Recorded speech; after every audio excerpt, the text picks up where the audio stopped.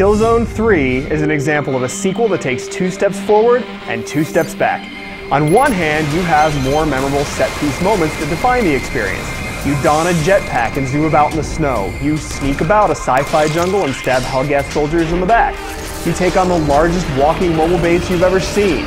When you come away from Killzone 3's campaign, these are the things you'll fondly remember. What you won't be so fond of is the awful story. It's in your face all the time, interrupting the awesome action. The cutscenes look great, but every scene featuring the Hellgas elite arguing in their war room will make you cringe. I understand you're upset. I've made you look bad. Luckily, if you come to Killzone 3 for its multiplayer, you'll find it's very similar to the last games, which is to say, it's consistently awesome thanks to perfectly designed maps that keep the action intense.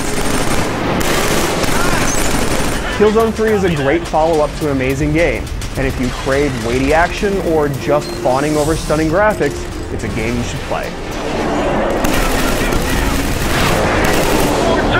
We're blocked by enemy anti-air fire! We need assistance! When it focuses on the heroes, Seven Rico, Killzone 3's story isn't bad, just sort of action movie generic. Unfortunately, the Hellgas all too often take center stage. Their leaders are embarrassing caricatures, and the description of the Hellgas as space Nazis is as accurate as ever.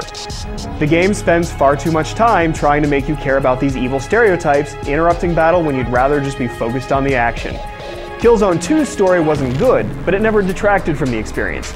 Rather than make it better, developer Guerrilla Games made it worse and gave us more of it. Thankfully, the action more than rises to the occasion. Smooth animations make shooting every weapon a pleasure.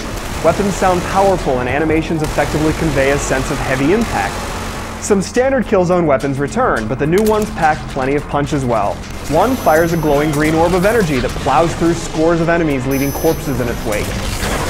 Another lets you switch between 2 modes, raining artillery fire onto the battlefield. Enemy AI is excellent. The Hellgas use cover effectively, flee from your grenades, and have a high level of battlefield awareness. As a result, you feel like part of the war machine rather than a simple bullet magnet.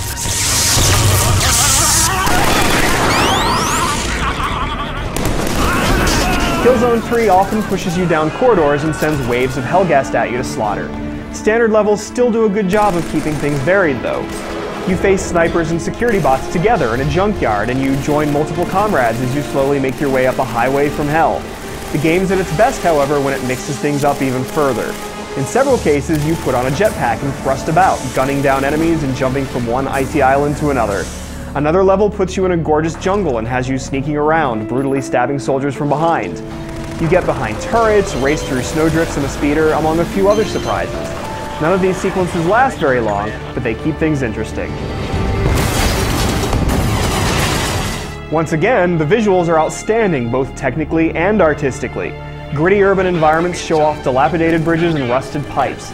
Thick billows of smoke fill the horizon. Long shadows stretch across blood-soaked pavement. There are gorgeous details everywhere you look, from tangles of vines to sharp barbed wire fences.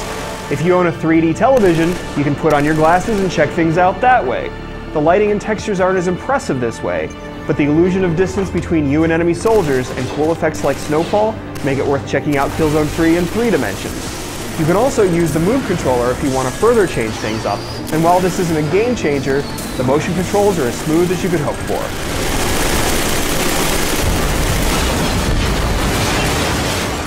The visuals don't hold up as well if you play the campaign with a buddy in split-screen co-op. The frame rate slows down when a lot's going on, though it is fun to have a friend along for the ride. It's just too bad there's no online co-op, a feature Killzone 3 absolutely cries out for. Fortunately, competitive multiplayer suffers from no such issues. Warzone is still the finest way to play Killzone, as it mixes up the pace by putting different modes of play together in quick succession.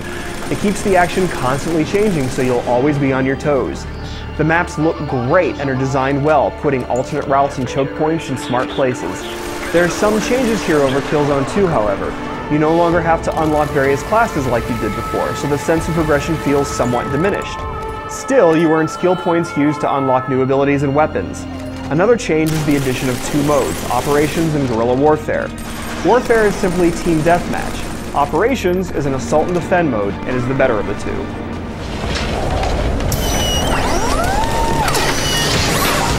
Killzone 3 is not the huge step forward that Killzone 2 was, though of course it didn't have as much to improve upon. Still, it's unfortunate that the story had to be this bad and that the co-op isn't all it should have been. But if you come just for some great shooting action, Killzone 3 delivers what you're looking for. It's got that sense of weight Killzone fans enjoy. It's got the stunning visuals and sound Killzone fans expect. And it's got the memorable battles that any shooter fan can get into. If it sounds like you're one of them, it's time to grab your M82 and get to the shooting.